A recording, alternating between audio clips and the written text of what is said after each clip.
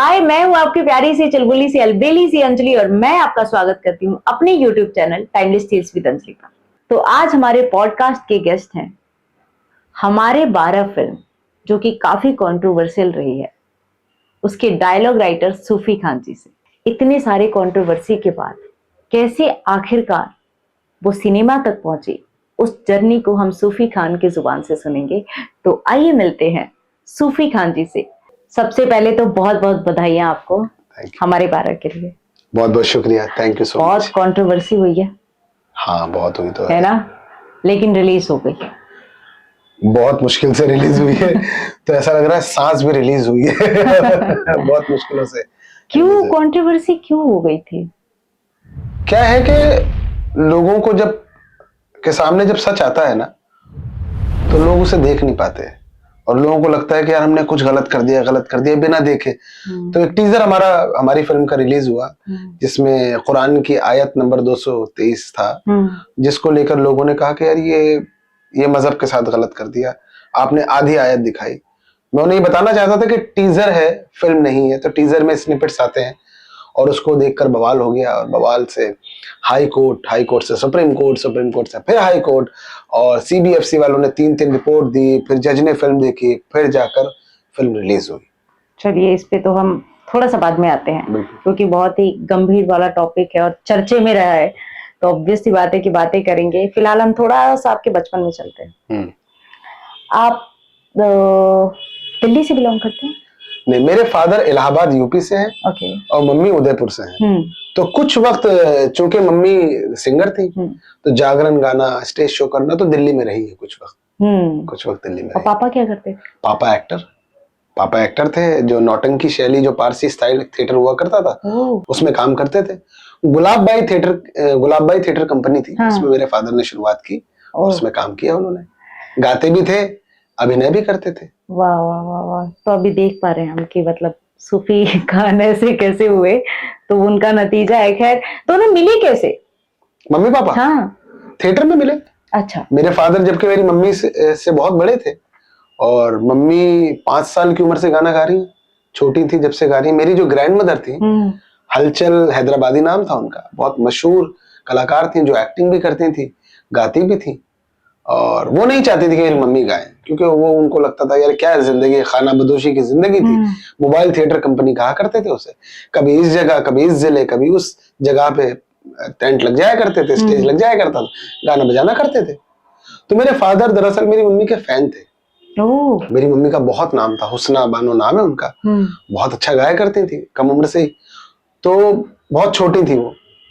तो जिस माहौल में थी मम्मी, मेरे फादर को लगा, मेरे फादर पढ़े लिखे ज़हीन आदमी थे, मम्मी उतनी पढ़ी लिखी नहीं थी, लेकिन कलाकार बहुत बड़ी थी।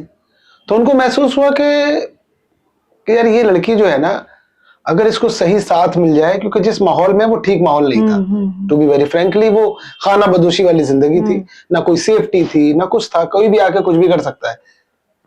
तो मेरे फादर ने उनको प्रपोज किया। और मेरे फादर बहुत ही डिसिप्लिन। और ये कब की बात है? अब मैं 31 साल का हूँ। ओके।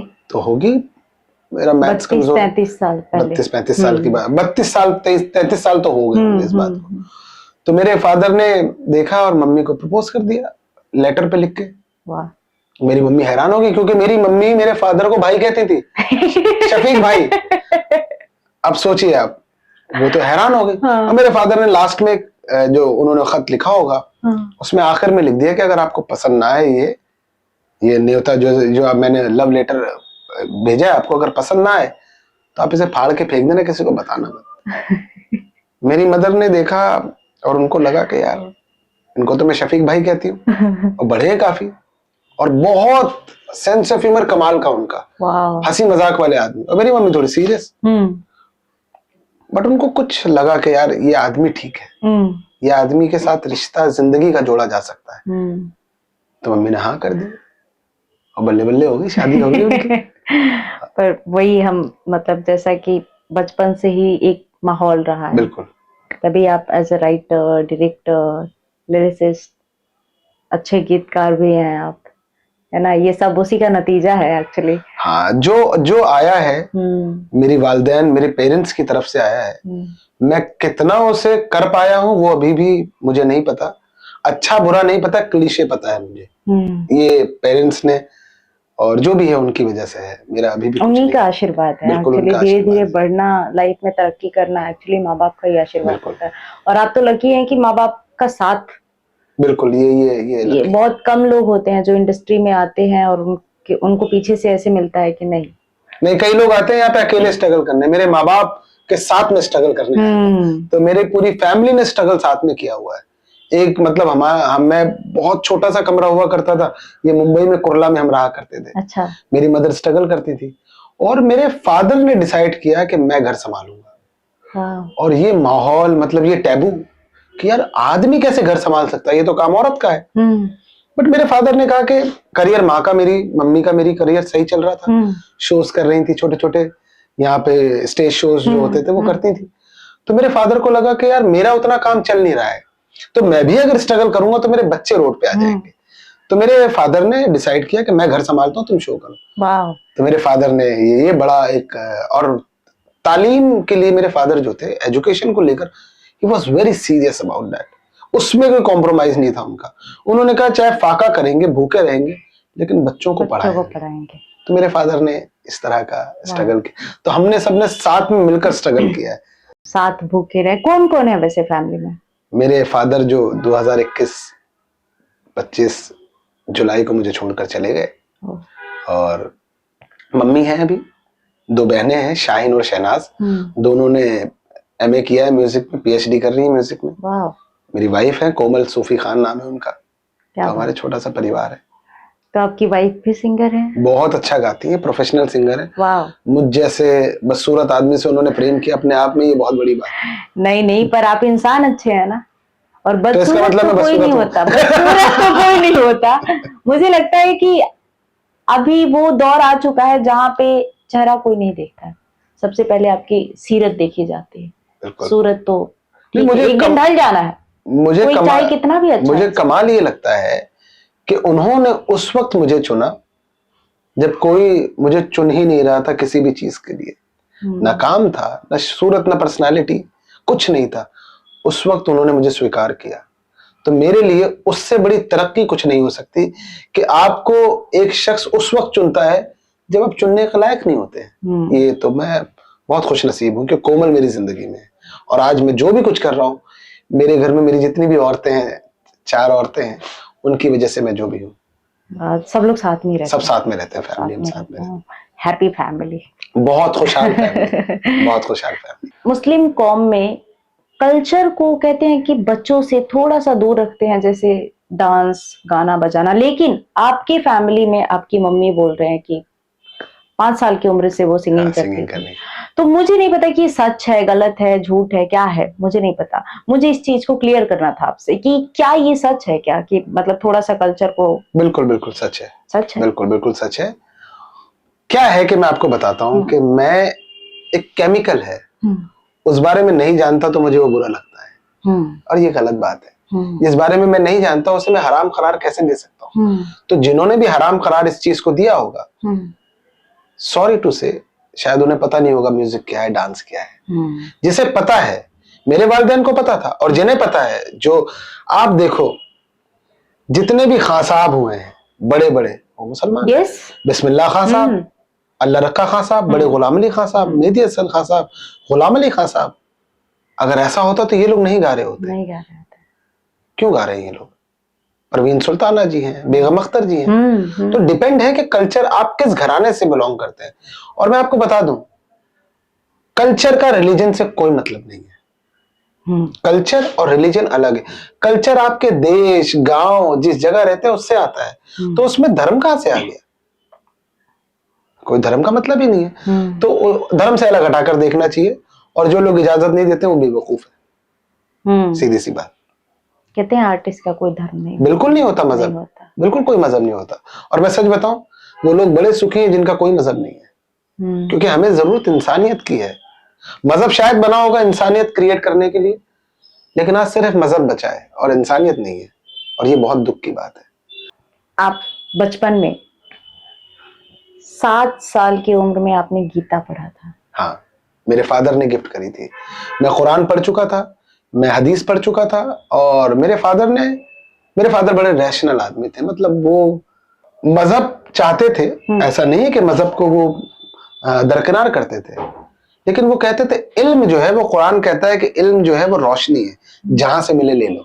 मेरा फिल्म में हमारे बारे में ये डायलॉग भी मैंने लिखा है कि इल्म रोशनी है, जहां से मिले, ये कुरान कहता है।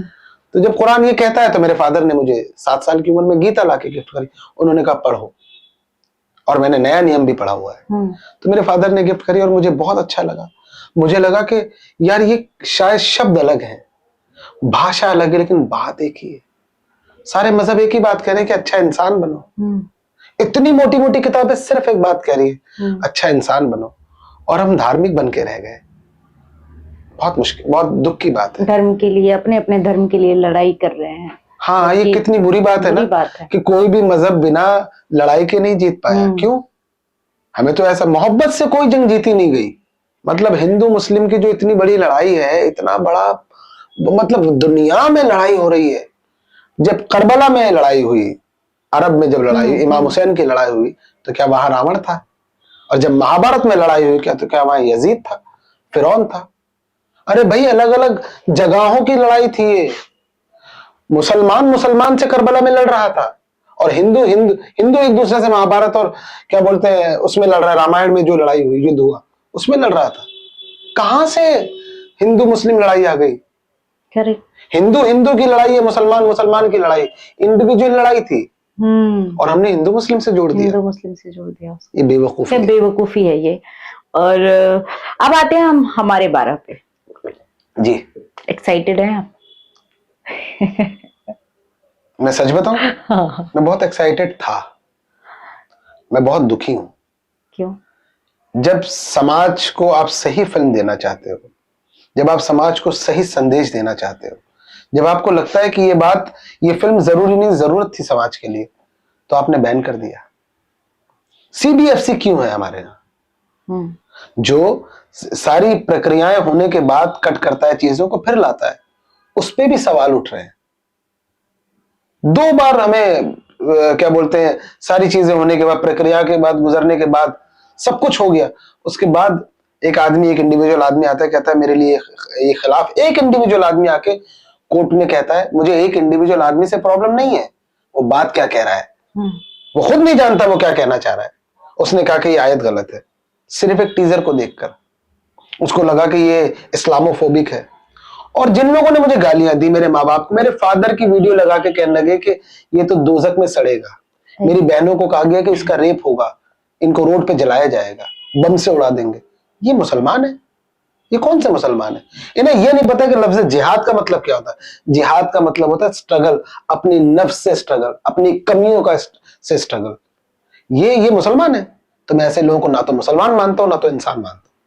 ये कौन होते हैं फैसला करने वाले? आप किसी के बारे में अच्छा नहीं बोल सकते तो बुरा भी मत। नहीं, आप किस तर्क पे बात कर रहे हो? एज इट इज आयत जो थी, निसाउकुम हर्सुल लकुम फातु हर्सुकुम अन्ना शीतुम, ये जो भी पूरी आयत थी, मैंने एज इट इज सुना के, जैसा तर्जुमा तुम्हारे मौलाना मुफ्ती दे रहे हैं वही हमने दिया। और मैं तो ये दिखाना चाहता था कि तुम्हारे मौलाना गलत इंटरप्रिटेट कर रहे हैं इस्लाम को। तुमने माना नहीं, तुमने सुन, क्या है ना, हमने बोलना इतना शुरू कर दिया, हमने सुनना छोड़ दिया। आपको लगा कि मुझे तो कहना है कि जाके ये गलत है, आपको सही पता ही नहीं था। अब फिल्म देख के आप रो रहे हो। थिएटर में जिन लोगों ने केस किया था, वो देख के उनके आंखों में आंसू थे। क्यों? आप यकीन करते थोड़ा डायरेक्टर राइटर पे। हम गलत चीजें पेश नहीं करेंगे। ऑलरेडी इतनी नफरत फैली हुई है, हम क्यों नफरत फैलाएंगे? ये फिल्म मोहब्बत सिखाती है, ये फिल्म आदर और औरत के हक की बात करती है। एक औरत का उसकी बॉडी पर, उसके जहन पे उसका पूरा हक है। शादी करके आप उसे एक कमरे में दीवारों में बंद नहीं कर देते हो, आपके कैदी नहीं है वो। उसका फर्ज है कि उसे बच्चा चाहिए या नहीं चाहिए, वो डिसाइड करेगी, उसकी कोख, उसकी सोच। क्यों नहीं हम फैसला जब औरत के हक में कोई बात आती है तो आप क्यों फड़फड़ाने लगते हो? आपका ईगो। दुख होता है इस बात का कि कोई भी किताब बड़ी औरत ने नहीं लिखी। मैं सच बताऊं, अगर कोई किताब किसी औरत ने लिखी होती तो दुनिया की सबसे बड़ी ग्रेट किताब होती और किसी मजहब और सारी किताबों की जरूरत नहीं पड़ती। हमारे आदमियों ने किताबें हमारे दुनिया में लिखी ना, इसलिए ये मर्दों को लगता है कि क्या पुरुष प्रधान लगता है ना, मतलब कहते हैं मर्यादा पुरुषोत्तम, स्त्री उत्तम क्यों नहीं हो सकता? क्यों नहीं हो सकता? बनाया ही गया है ना वैसे ही। नहीं, हालांकि उनसे उनसे बहुत आगे हैं स्त्रियां, महिलाएं स्त्रियां सबसे आगे हैं। जिन्होंने हमें पाला, औरत ने जन्म दिया मर्दों को, मर्दों ने उन्हें बाजार किया। कहते हैं ना कि जिस माँ की कोख से एक बेटा पैदा होता है उसी माँ को फिर गाली भी देता है। बताओ यार, कितनी दुख की बात है। हमारे देश में क्या बात, हमारे 12 तुम्हारे लिए फिल्म बहुत, मैं सॉरी टू से, शायद फिल्म वाले बोलेंगे अपनी फिल्म के लिए नहीं बोल रहे, मेरी फिल्म के लिए ऑलरेडी सब बात हो चुकी। जितनी औरतें वृद्धाश्रम में तड़प रही हैं, उनके बारे में क्यों नहीं सोचता है समाज? क्यों नहीं सोचता? और जितने मौलाना, आपने कभी अगर आप YouTube पे जाएं और टाइप करें तुम्हारी औरतें तुम्हारी खेती हैं, जिस बात पे बवाल हुआ, हजारों मर्द 72 हुरों की बात कर रहे हैं, औरतों को क्या क्या कह रहे हैं। मैं सच बताऊं, ये धर्मों ने औरतों को एकदम जूता बना दिया है। और उनकी वीडियोस पे आप केस नहीं करते उन पे, मौलानाओं पे। अरे तुम्हारे मौलाना तुम्हारे धर्म को बेच रहे हैं, उनकी वजह से ये जितने भी आतंकवादी बन रहे हैं ना, ये उनका इस्लाम, अल्लाह का इस्लाम नहीं है, ये मुल्ला का इस्लाम है, और लोग उसे समझना नहीं चाहते। और मेरे जैसा मुसलमान या कोई हिंदू सही बात करता है, धर्म की बात करता है और कुछ तर्क की बात करता है, तो आपके ईगो को आपको लगता है कि यार ये तो हम जीते आ रहे थे। क्यों यार, क्यों नहीं बदलना चाहते हो यार? इस्लाम में फोटो खिंचाना मना है। फोटो खिंचाना मना है, मतलब तस्वीरें खींचना मना है, कैमरे से और वो पेंटिंग, ये सब मुसव्विर होना, ये सारी चीजें मना है। फिर आप हज करने क्यों जाते हो? आपका हज तो बैन हो जाना चाहिए, क्योंकि बिना तस्वीर के हज करने नहीं जा सकते। बदले ना आप, बदले कि नहीं बदले? बिना तस्वीर के आप हज करने नहीं जा सकते, क्यों बदल गए फिर? अगर आपका इतना कट्टर इस्लाम है कि एक लफ्ज इधर नहीं हो सकता, तो कैसे आपने अलाउ किया फोटो? हज पे जाने के लिए, अल्लाह के दीदार करने के लिए तो आपको तस्वीर की जरूरत पड़ेगी। बदले ना, तो हमें बदलना पड़ेगा। चेंज इज ओनली कांस्टेंट, ये हमें मानना पड़ेगा। अबॉर्शन का भी दिखाया है उसमें। हाँ बिल्कुल, अबॉर्शन की बात हुई। अबॉर्शन में उन्होंने बताया कि ये गुनाह है यार। कोई औरत जो है वो मुस्लिम कौम में अबॉर्ट नहीं करवा सकती बच्चे। अबॉर्शन करवा सकते हैं, लेकिन 4 महीने से पहले, उसमें एक रूल है। अच्छा। लेकिन मैं कहता हूं तकलीफ सारे रूल्स तोड़ देती है। अगर 8वें महीने में औरत की तकलीफ है, और हमारी फिल्म में एक मुद्दा है कि 11 बच्चे हैं और एक औरत का 12वां बच्चा पैदा होने वाला है, और डॉक्टर 2-3 सालों से बोलती आ रही है कि अगर ये बच्चा पैदा करेगी तो मर जाएगी। और उनका कहना है कि बच्चा तो अल्लाह की देन है, अल्लाह ने दिया तो अल्लाह ही बचा। अरे अल्लाह ने ज़हन भी तो दिया है, अल्लाह ने दिमाग भी तो दिया है। तो जो मंजूर अली खान संजरी, जो अन्नू कपूर जी जो कैरेक्टर कर रहे हैं, वो अपने धर्म को लेकर बड़े, अपनी डॉक्ट्राइन को लेकर बड़े स्ट्रिक्ट हैं। उनको लगता है कोई बदलाव नहीं आएगा, और डॉक्टर कह रही है कि अगर बच्चा पैदा हुआ तो औरत मर जाएगी, और वो कहते हैं कि अल्लाह बचाएगा। अरे अल्लाह बचाएगा, यही फिल्म है हमारी। 12वां बच्चा पैदा होने की उन्हें खुशी हो रही है, और इस बात का दुख नहीं हो रहा कि क्या पता उनकी बीवी रहेगी या नहीं रहेगी, ये फिल्म कहती है। और उनकी बेटी, जो फिल्म में मंजूर अली खान की सबसे बड़ी बेटी अल्फिया का जो कैरेक्टर किया अदिति भट्टाचार्य ने, वो केस करती है उनपे कि मुझे मेरे बाप पे केस करना है और मेरी माँ का मुझे अबॉर्शन करना है, ये फिल्म कहती है। और वो लेके जाती है कोर्ट तक, वही लेके जाती है। तो फिल्म में भी वो हंगामा दिखाया, क्योंकि वहां पे भी महिला आवाज उठा रही, जिसकी वजह से पुरुषों को ज्यादा बर्दाश्त नहीं होता। बिल्कुल नहीं होता। लाख चीखों की एक आवाज है हमारे 12, याद रखना। कई औरतें हैं जो धुएं में ना उनकी आंखें जल चुकी हैं, उनके आंसू जल चुके हैं। अब नहीं जलेंगे आंसू, अब औरत बोलेगी भी और अपनी बात भी रखेगी, क्योंकि औरत ने हमें जन्म दिया है, उसने इस लायक बनाया कि हम कोई बात कह सके। औरत ना चाहती ना तो हम कुछ नहीं होते, और हमने उनकी इज्जत करना छोड़ दिया है। हम अपनी स्त्रियों की इज्जत नहीं करते, हम अपनी महिलाओं की इज्जत नहीं करते। ये जो फिल्म आई थी, जब ट्रेलर आया, कंट्रोवर्सी के पहले की बात करूं, या पहले भी नहीं बोलूंगी उसको मैं, साथ ही साथ कुछ आपके आसपास के लोग होंगे, आपके कांटेक्ट में लोग ऐसे होंगे जिन्होंने कुछ ऐसा फीडबैक दिया होगा। ऑब्वियस सी बात है, बहुत फीडबैक दिया। क्या उनके फीडबैक? लोगों ने रिश्ते तोड़ दिए रिश्ते। उन्होंने कहा आपसे हमारा कोई रिश्ता नहीं।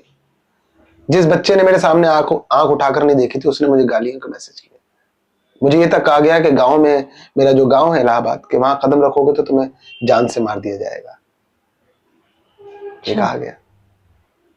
और वो लोग हैं ये जिन्होंने कुरान का एक पन्ना नहीं पढ़ा है, एक वर्क नहीं पढ़ा है कुरान को। मैं जब कहता हूं कि Arabic is not my mother tongue तो लोगों को दिक्कत होने लगती है। नहीं है मेरी मदर टंग अरबिक। मुझे मौलाना ने अरबी पढ़ाई, भाषा पढ़ाई, तर्जुमा कभी पढ़ाया ही नहीं। और हजारों जितने मुसलमान है ना, उनको यही किया जा रहा है कि उन्हें अरबी पढ़ाई जा रही है, एक भाषा पढ़ाई जा रही है, उन्हें मतलब पता ही नहीं है। अगर तर्जुमे के साथ कुरान पढ़ाया जाता तो ये मुझे गालियां नहीं देते, क्योंकि इस्लाम तो पीस का धर्म है ना, पूरी दुनिया में यही कहा जाता है। ये फिर कौन लोग हैं जो आतंकवादी बन रहे हैं? ये कौन लोग, कहां से कुरान पढ़ के आ गए? क्या ये कुरान, ये जो आतंकवादी है कुरान, ये सही बता रहे हैं?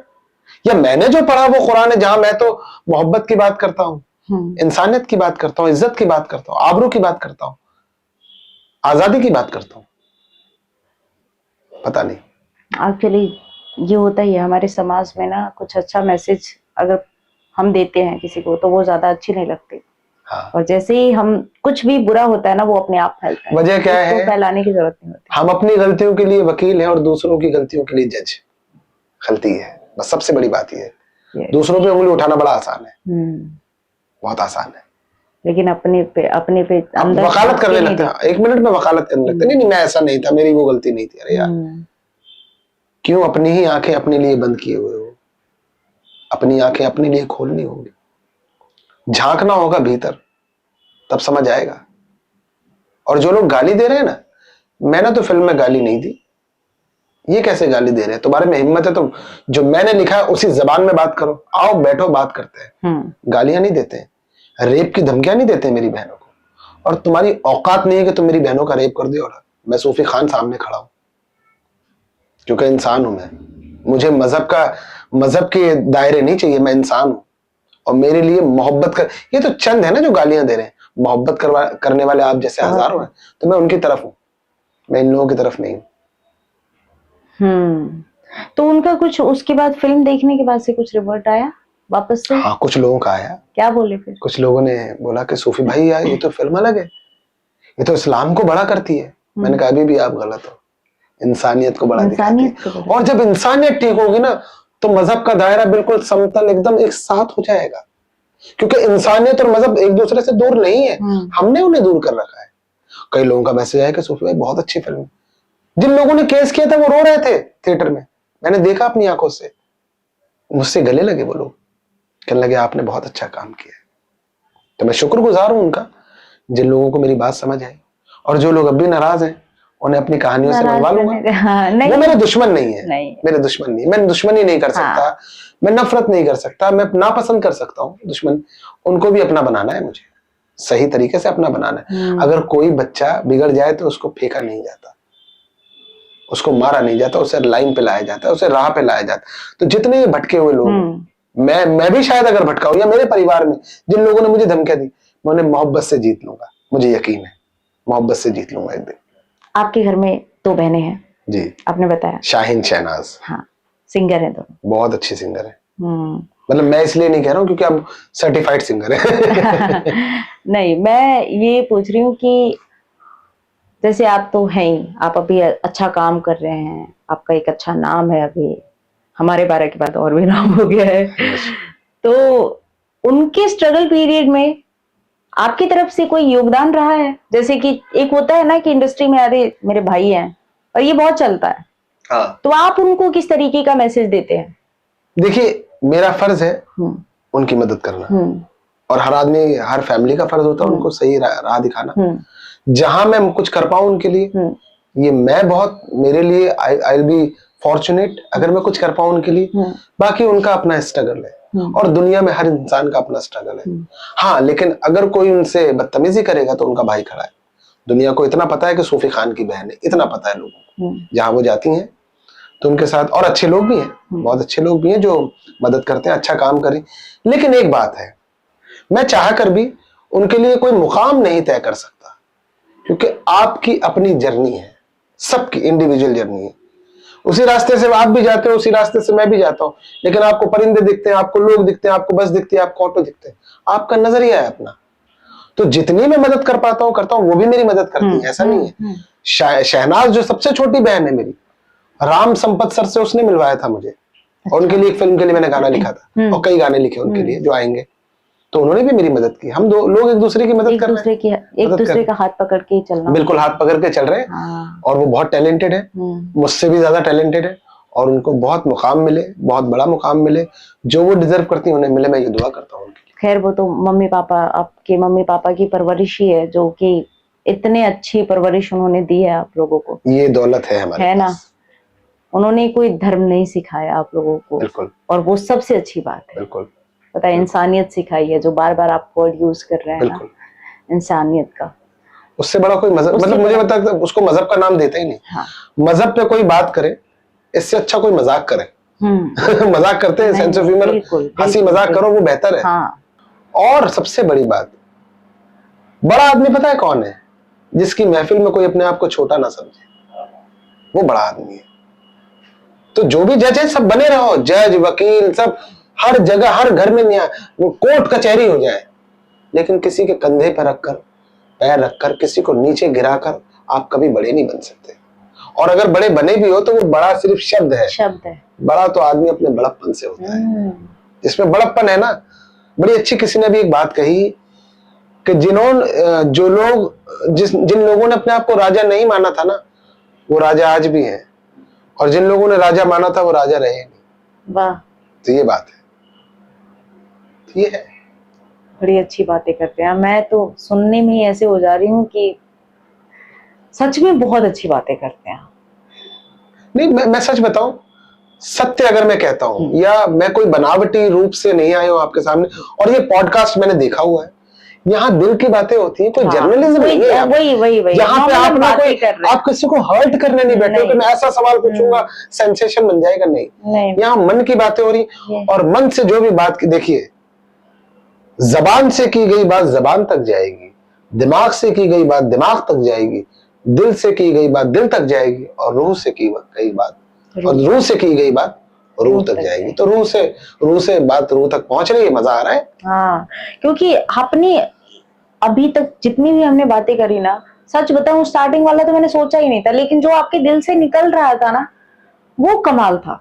कि मैं भी सोच रही थी, ठीक है कोई बात नहीं, मतलब अभी सुनने को, और एक होता है ना कि कानों में जो शब्द अच्छे लगते हैं ना, और मैं अपनी ऑडियंस को ये भी बता देना चाहती हूँ कि मुझे आज मैंने सोचा हुआ था कि वो क्या बोलते हैं, अल्फाज आप तलफ्फुज की बात कर रही हैं, तलफ्फुज। वाह क्या बात है, अभी वो बोले थे तफल्लुज। मेरा नहीं, कई लोगों का तलफ्फुज है, तो मैंने वो भी देखा है। वो कई लोगों ने खुदा को आज भी खुद ही रखा है, खुदा ही कहते हैं। और मैंने, आप हैरान हो जाएंगे, एक सिंगर है, बड़े मशहूर सिंगर है, तो मेरा गाना रिकॉर्ड हो रहा था, तो मैंने उनसे कहा कि खुदा कहिए, तो उनका रिप्लाई था, नहीं यार, खुदा जो है ना वो बहुत ही आउटडेटेड है। मैंने कहा खुदा भी आउटडेटेड हो गया? कहने लगे खुदा जो है ना वो लोगों को समझ आता है। मैंने कहा अच्छा, इन्होंने ये भी डिसाइड कर लिया कि ऑडियंस क्या पसंद करेगी। वाह, ये तो भैया, मतलब खुदा आउटडेटेड हो रहा है, तो इसके बाद तो I am no one to say anything. आप तो तलफ्फुज बिल्कुल सही बोल रही हैं। तलफ्फुज खुदा, क्या बात है। कलम गलत फ्रॉम द एप्लीकेशन। अभी जो हीरा मंडी सीरीज आई थी, उसमें इतने नुक्ते लगा दिए कि मेरा दिल दुख गया। खाना खाइए कहाँ होता है भाई साहब। ये तो वो जावेद साहब बड़ी अच्छी बात कहते हैं कि जावेद साहब आपसे एक जरूरी बात करनी। भाई नुक्ता हटा दो, जावेद साहब आपसे एक जरूरी बात करनी। अच्छा, कुछ लोग ज्यादा उर्दू कहना चाहते हैं, वो इतनी उर्दू की जरूरत नहीं, ठीक ठाक उर्दू बोल लो। और मैं कहता हूँ उर्दू ही नहीं, अपनी बात सही कहना ठीक है ना। कोई हिंदी बोलो कोई प्रॉब्लम नहीं, अंग्रेजी बोलो ठीक बोलो। तो ये है, विद्वान बनने की जरूरत नहीं है इतना। Be light. हम बहुत भारी हो चुके हैं, हमने बहुत ओढ़ लिया है। हमें लगता है जावेद साहब जैसा बनना है, शाहरुख खान जैसा बनना है, और इस बनने के चक्कर में हम जो थे वो बन ही नहीं पाए। हमें खुद जैसा बनना है, हमें वो बनना है जो हम हैं। बड़ी अच्छी बुद्ध बात कहता है, मैं हूं नहीं मुझे होना है। तो मुझे तो होना है, कुछ बनना नहीं होना है, अपने आप हो जाएंगे। क्या बनेंगे? हो जाएंगे सबका। अभी देखिए आप अच्छा कर रहे हैं और भगवान ने क्या लिख के भेजा है वो नहीं पता हमें। बिल्कुल गो विद फ्लो जा रहे हैं। बिल्कुल बिल्कुल, मजा आ रहा है, बहुत मजा आ रहा है। सफर खूबसूरत है मंजिल से भी। वही सफर खूबसूरत है मंजिल से सफर खूबसूरत है। निवेश को कट इतना करेंगे। नुक्ता आपका दिल नहीं दुखता? अरे मेरे को, मैं सोच रही थी कि आज सूफी खान आने वाले, आज मुझे तफल्लुज, अरे नहीं, तलफ्फुज को बहुत ही सही रखना है, खालिस रखना है। नहीं, आपको बिल्कुल नहीं। आप देखो, ओशो जब कहते हैं, हाँ, ओशो को आपने सुना? ओशो को मैं सुनती हूँ। उनके तलफ्फुज ठीक नहीं है, लेकिन विचार के तलफ्फुज बड़े क्लियर है। आपका विचार, आपका तखयुल, आपका ख्याल अगर दुरुस्त है ना, तो वहां लफ्ज वो है जो आपको बेमानी कर दे, शब्द जो है जो आपको निशब्द कर दे। शब्द एक लाठी हो सकती है, कदम नहीं हो सकते। कदम ख्याल है। तो अगर आपका ख्याल दुरुस्त है ना, तो मेरी नजर में शब्द कुछ नहीं है। सूफी जो आपकी, हमारे यंग जनरेशन में जो लोग आपकी तरह एक्चुअली बनना चाहते हैं, मैं आपकी तरह भी नहीं बोलूंगी, और मैं आपकी तरह भी इसलिए बोल रही हूँ क्योंकि आप उन लोगों में से हो जो एक तरीके से बगावत करके आगे बढ़ रहे हैं। तो जिनका मन हो, और कुछ लोग डरे हुए रहते हैं, नहीं यार बहुत कंट्रोवर्सी हो जाएगी, ये हो जाएगा वो हो जाएगा, उनको आप क्या मैसेज देना चाहेंगे? मैं उनको ये कहना चाहता है, मैं उन्हें ये कहना चाहता हूँ कि तुम मेरी आंख फोड़ सकते हो, ख्याल नहीं। तो जिस दिन अगर तुम्हारे दिमाग में ख्याल पैदा हो रहे हैं ना, तो अपने आप वो शब्द बन जाएंगे। और एक बात बताता हूँ, आपने बड़ी अच्छी बात कही कि बगावत, और सच में बगावत तो की है, बगावत। और इस दुनिया में बिना बगावत किए कुछ नहीं होता।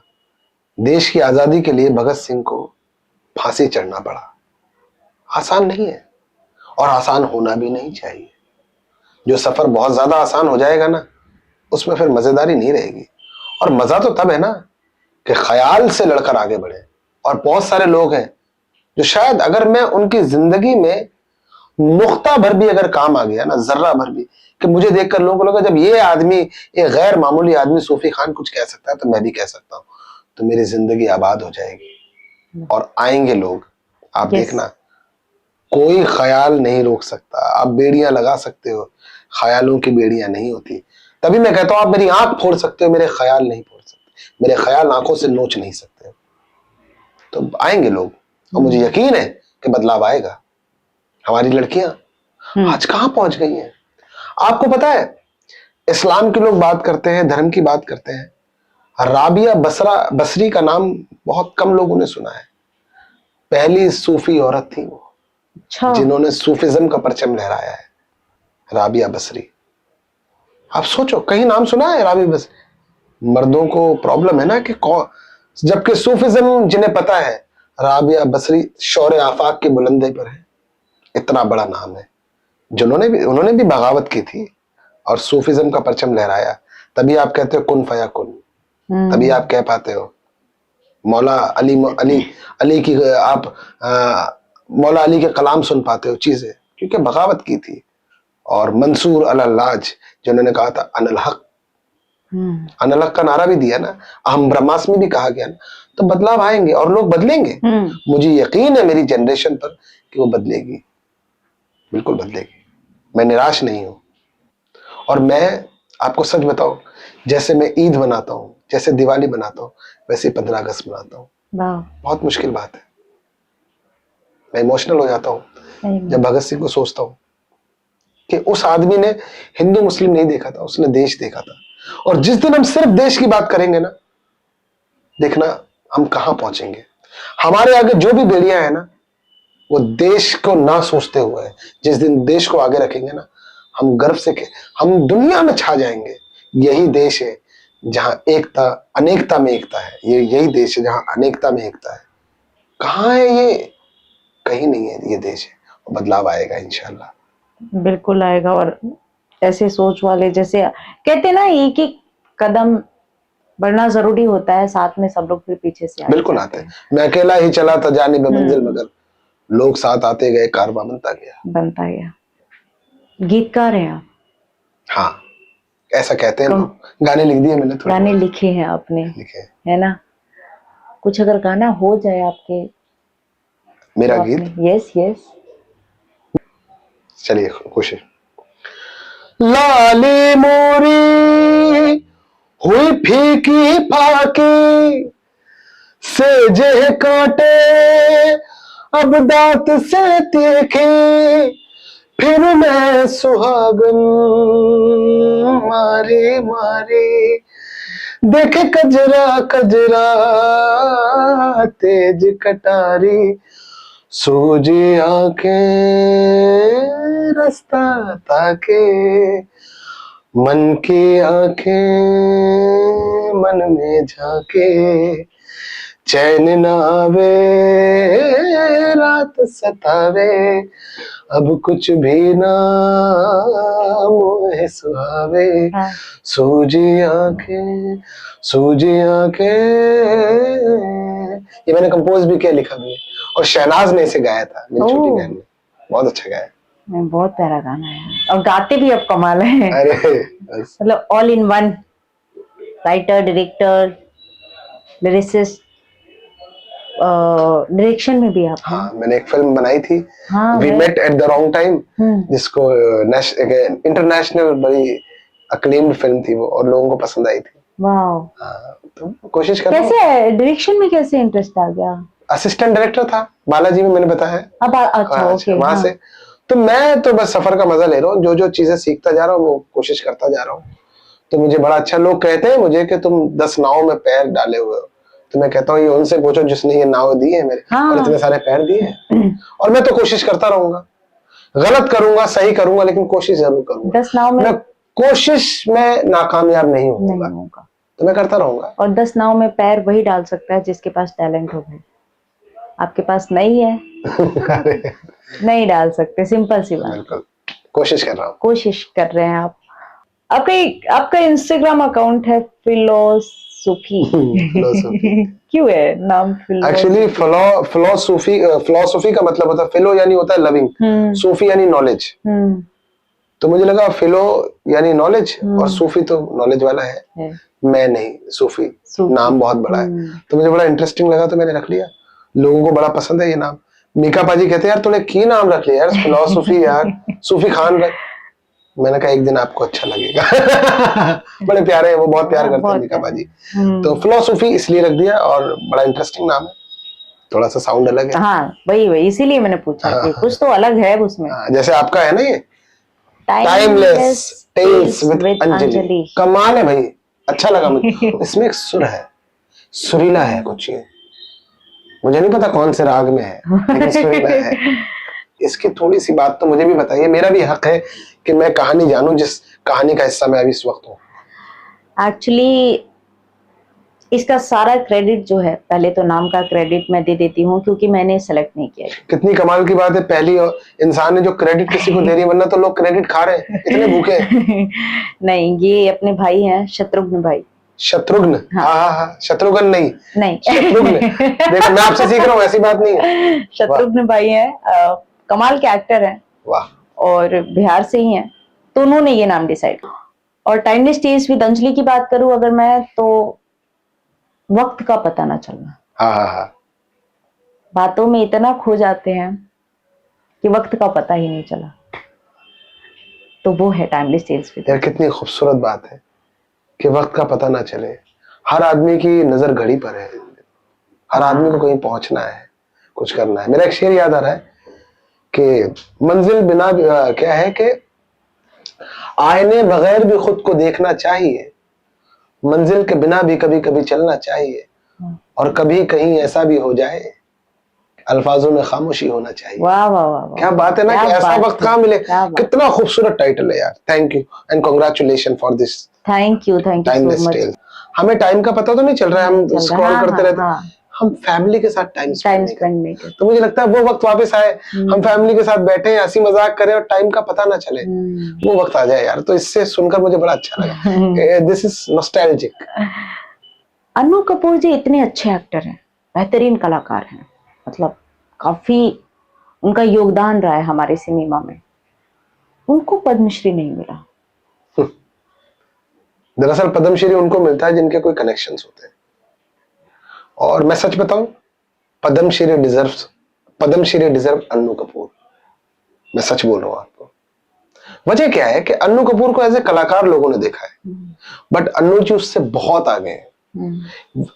ज्ञान और डाइजेशन दोनों उनके पास मादा है ज्ञान का, और इतना ज्ञान है ना उनके पास, इतना इल्म और इतना रोशन ख्याल है वो।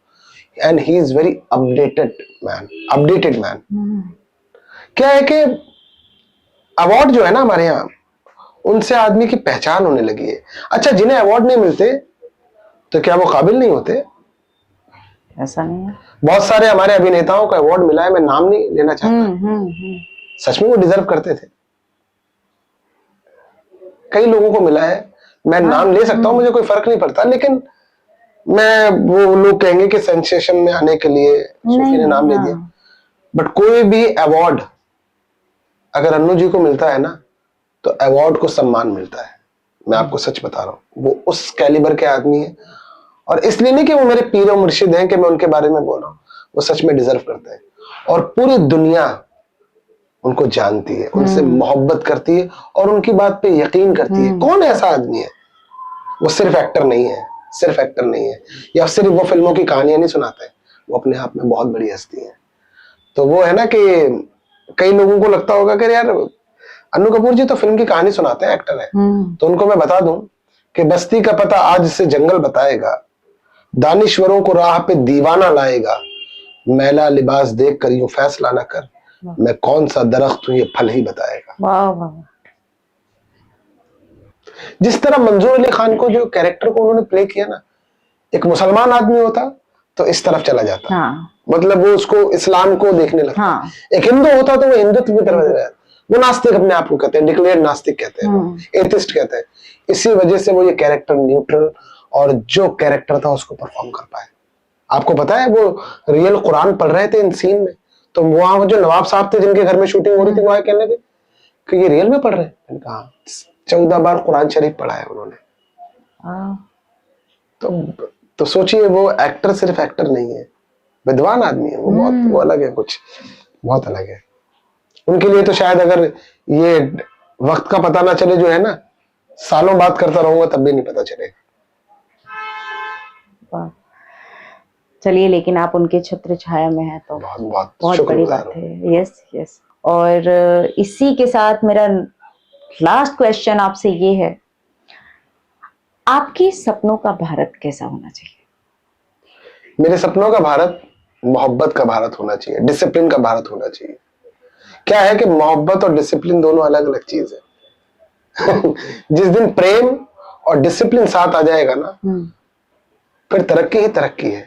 करुणा, प्रेम और मोहब्बत, एकता जहां आ जाएगी, तो सपनों का भारत जो है ना, वो डिसिप्लिन होना चाहिए।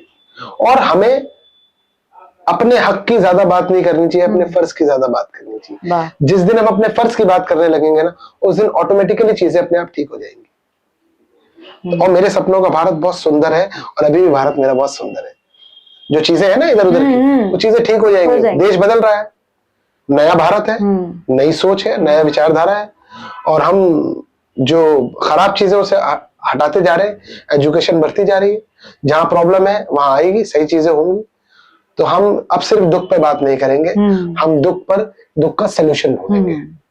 तो हमारा, मेरे सपनों का भारत मोहब्बत का भारत, डिसिप्लिन का भारत होगा। चलिए, तो हमें मिल चुका है सूफी की तरफ से जवाब कि इनके सपनों का भारत कैसा होना चाहिए। अच्छा सूफी, जाते जाते अगर आप 2 लाइन मेरे चैनल को बोल दे तो। भाई साहब, बहुत ऑर्गेनिक है, बहुत दिल से बना हुआ शो है। शो नहीं है यार, बातचीत है। तो प्लीज जाओ, सब्सक्राइब करो, लाइक करो, कमेंट करो, शेयर करो। क्योंकि ये जैसे मेरी फिल्म जो है ना कि जरूरी नहीं जरूरत है, वैसे ये जरूरत है भाई साहब। क्योंकि क्या है ना, बहुत भर गए, खाली होना है मन में, अपने दिल की बात कहनी है, और बहुत ही कैंडिड बातचीत है। कोई स्क्रिप्ट नहीं है यहाँ पे। ये जो है ना टाइमलेस टेल्स विद अंजलि, इसको जो है ना यहाँ पे टैटू बनवा लो। और जब आ जाए, और हाँ नोटिफिकेशन का भी वो एक होता है ना, बेल आइकन, उसको जरूर दबा दीजिएगा, ठीक है। बहुत मजा आएगा यार देखने में यार, प्लीज यार मौज लो। Thank you. तो मिलते हैं अगले पॉडकास्ट में नए मेहमान की नई कहानी के साथ। तो थैंक यू सो मच, ऐसे ही प्यार बनाते रहिए, देखते रहिए और सब्सक्राइब करते रहिए। Thank you.